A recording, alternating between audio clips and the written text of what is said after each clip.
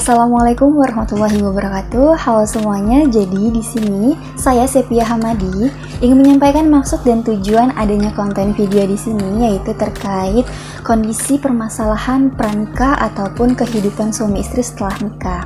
Nah, di sini kelompok 10 akan memaparkan apa saja sih kira-kira masalah yang akan terjadi dalam hubungan pranikah dan setelah nikah. Nah, seperti yang kita ketahui ya, bahwasanya dalam kehidupan itu tidak selalunya berjalan dengan mulus. Pasti ada saja hambatan-hambatan atau permasalahan yang dapat menimpa hubungan seseorang ataupun rumah tangga seseorang.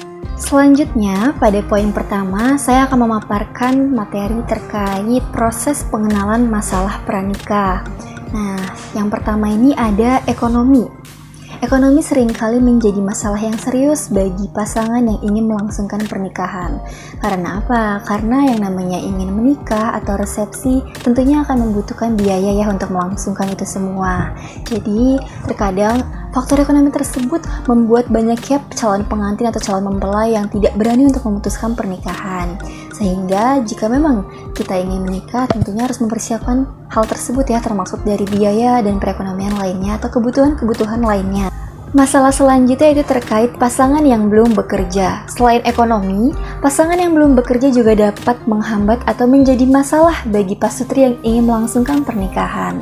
Karena sekarang banyak sekali ya pasangan-pasangan yang ingin menikah, ngebuat menikah atau buru-buru menikah, tapi belum memiliki pekerjaan yang tetap atau pekerjaan yang menjamin untuk kehidupannya. Yang dikhawatirkan adalah saat mereka membangun sebuah rumah tangga, apa yang mau dihidupkan gitu jika memang belum ada pekerjaan yang memang dapat menjamin itu semua. Jadi jika memang ingin menikah, pastikan Anda sudah memiliki pekerjaan untuk melangsungkan atau menjamin kehidupan di masa yang akan datang. Yang ketiga yaitu hamil di luar nikah. Pergaulan tanpa kontrol seringkali membawa dampak negatif, terutama ketika melibatkan pasangan yang belum menikah. Kurangnya pengendalian dalam hubungan ini bisa membuka peluang terjadinya kehamilan yang tidak diinginkan. Fenomena ini membawa konsekuensi besar, terutama jika salah satu pasangan masih berada dalam usia sekolah. Ini bukan hanya masalah pribadi, tetapi juga melibatkan tanggung jawab sosial dan ekonomi. Masalah muncul ketika tanggung jawab tidak diemban dengan baik, khususnya oleh pihak laki-laki. Hal ini dapat mengakibatkan beban yang berat pada pasangan yang hamil, terutama jika masih dalam masa pendidikan. Kehamilan di usia sekolah membawa tantangan yang besar, seperti kesulitan dalam menjalani pendidikan, tekanan sosial, dan kurangnya dukungan finansial. Semua ini dapat berdampak pada masa depan individu. Masalah yang keempat adalah terlambat menikah. Jodoh merupakan rahasia Tuhan, namun tidak semua perjalanan mencapai takdir ini berjalan seiringan dan lancar. Banyak orang yang terbius oleh kesibukan bekerja atau menempuh pendidikan sampai terkadang melupakan esensi pernikahan.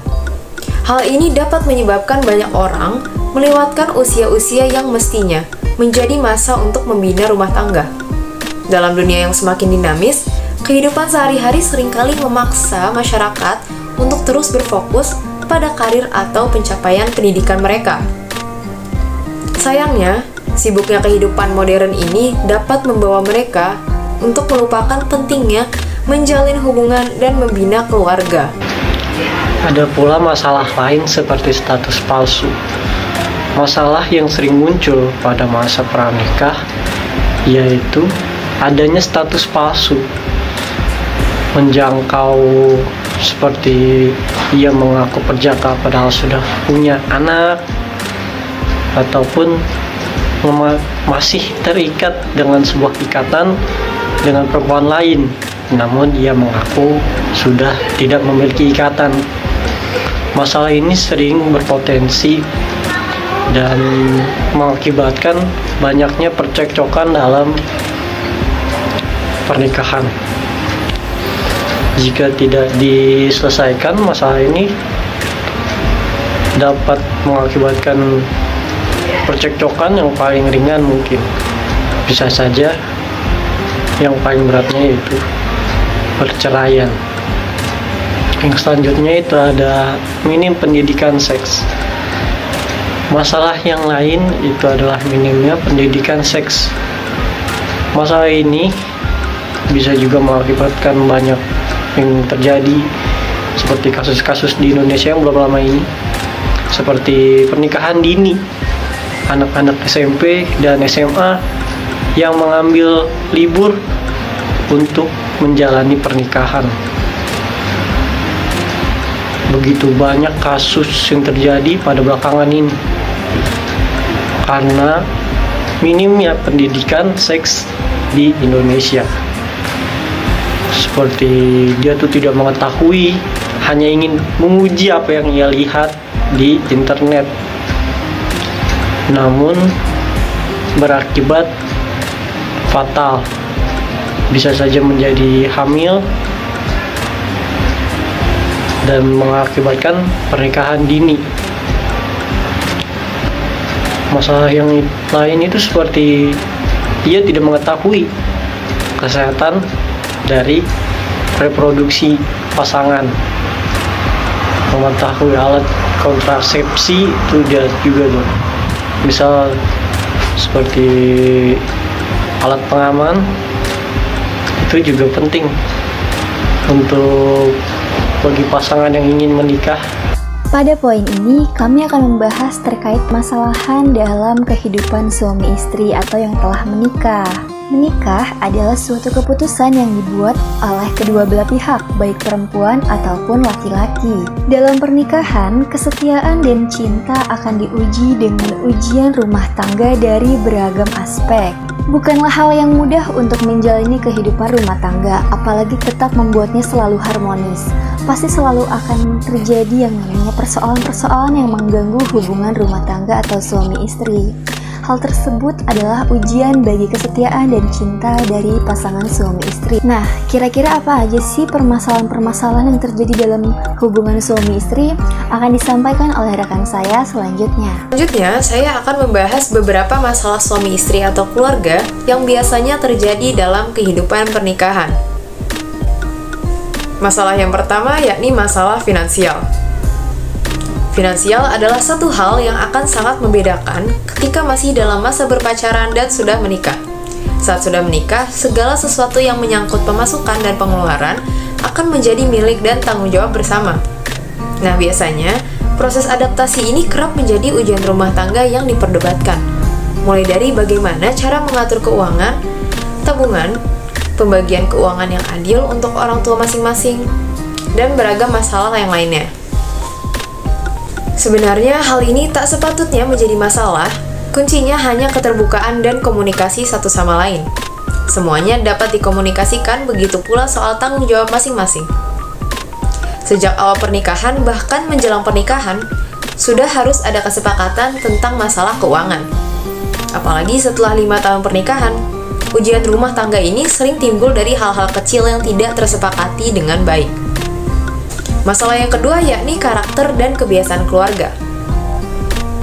Masalah yang kedua yaitu karakter dan kebiasaan keluarga. Menikah bukan berarti meninggalkan rasa sayang kita pada keluarga lama loh. Menikah itu juga menyatukan dua keluarga yang berbeda. Dengan kata lain, ujian rumah tangga yang kerap dialami tak jauh dari masalah keluarga. Karena ini, sebagai pasutri perlu menyatukan dua keluarga dengan dua kebiasaan dan budaya yang berbeda. Kerjasama antara suami istri dibutuhkan untuk saling memahami kebiasaan orang tua dan anggota keluarga masing-masing. Selalu membiasakan diri untuk menjaga dua keluarga tentu akan jauh lebih mudah dalam menjaga keharmonisan pernikahan. Menerima dan beradaptasi dengan keluarga pasangan memang bukanlah hal yang mudah. Namun, perlahan-lahan para pasangan suami istri pasti bisa melakukannya. Selain itu, ada juga masalah dalam kehidupan pernikahan yang saya ketahui. Kedua adalah konflik dengan mertua. Apa sih itu konflik dengan mertua? Konflik dengan mertua itu masalah yang sering dialami oleh pasangan yang sudah menikah. Apa aja sih yang bisa memicu konflik ini? Yang bisa memicu konflik dengan mertua itu bisa dari perbedaan sifat, kebudayaan, cara mendidik anak, kebiasaan, dan masih banyak lagi. Konflik ini juga bisa berdampak buruk pada hubungan suami istri maupun dengan anak. Maka dari itu, konflik konflik dengan mertua itu harus dibicarakan dengan baik-baik. Misalkan terjadi sebuah konflik, ada beberapa yang bisa dilakukan, seperti berkomunikasi dengan terbuka dan jujur sama pasangan Anda, bisa juga dengan orang tuanya, biar tidak ada perbedaan. Dan selanjutnya bisa berusaha untuk mengenal dan memahami. Yang selanjutnya itu bisa juga menyesuaikan diri dengan kebiasaan dan aturan rumah. Bisa juga seperti menjaga batas-batas antara mertua dengan suami istri. Yang selanjutnya bisa juga menghindari konflik yang tidak perlu dengan mertua. Dan konflik dengan mertua memang tidak mudah diatasi, tapi bukan berarti tidak ada harapan. Dengan dialog baik, sikap yang dewasa, komunikasi yang efektif, Anda bisa menciptakan hubungan yang harmonis dan bahagia dengan mertua. Nah, selanjutnya itu ada hubungan seksual yang tidak berkualitas. Masalah di hubungan seksual pada pasangan muda itu bisa jadi masalah yang maksudnya berat, namun bisa juga masuk ke menengah. Masalah-masalah yang bisa berakibat seperti konflik biasa, bisa juga berakibat fatal, seperti salah satu dari pasangan tersebut mencari tempat lain untuk melampiaskan rasa seksualitasnya. Hal ini bisa diatasi. Caranya apa? Seperti tadi, yaitu berkomunikasi dengan pasangan, berdiskusi apa aja yang disukai dan apa aja yang tidak disukai, biar keduanya sama-sama dapat merasakan seksualitas yang maksimal. Tidak, hubungan seksual itu tidak menjadi sebuah masalah gitu. Jadi hubungan seksual tidak menjadi sebuah hal yang tidak mengenakan, karena memang hubungan seksual adalah suatu hal yang dilakukan bisa untuk menyenangkan, menikmati hal pasangan suami istri tentu saja, dan bisa juga untuk melanjutkan keturunan. Baik, berikut tadi merupakan pemaparan serta penyampaian materi kami terkait kondisi permasalahan pranikah ataupun setelah nikah. Nah, pesannya untuk teman-teman semua nih, jika memang sudah ingin melangsungkan sebuah pernikahan atau membangun sebuah rumah tangga, alangkah baiknya dipersiapkan terlebih dahulu ya, supaya tidak terjadi masalah-masalah yang kami sebutkan tadi, dari proses pranikah hingga masalah yang ada dalam hubungan suami istri setelah nikah. Jadi di sini saya Sepia Hamadi mewakili kelompok 10 berterima kasih kepada teman-teman semua dan Ibu Sabrina yang telah menyaksikan pemaparan materi melalui konten video kami, dan kami juga meminta maaf jika ada kekurangan atau dalam penyampaian materi kurang memuaskan. Kami juga di sini sama-sama belajar. Semoga apa yang kami sampaikan dapat menjadi ilmu baru untuk kita semua. Baik, saya Sepia Hamadi, kurang lebihnya mohon maaf. Terima kasih untuk semuanya. Wassalamualaikum warahmatullahi wabarakatuh.